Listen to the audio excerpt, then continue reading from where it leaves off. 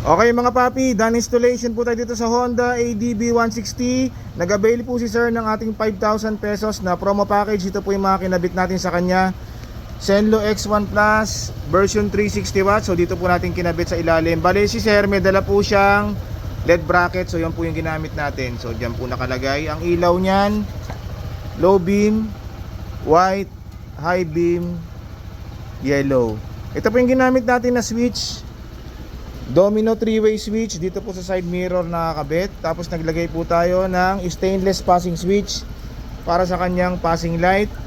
Bali pag naka-off ang MDL, pwede siya makapag-passing low, passing high, passing. Sa busina, ang in-install natin kay sir, PIAA dual horn setup. Ito po yung ating horn selector switch.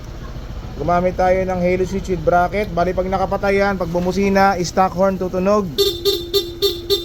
Pag nilong press mo, magra-rapid mode. Switch, PIA horn.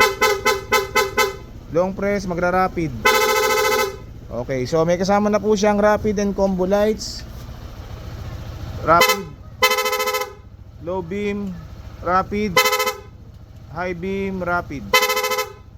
Okay mga papi, so kung gusto nyo po mag-avail ng mga promo packages natin, punta lang po sila dito sa Scooteristas online shop. Maraming salamat po.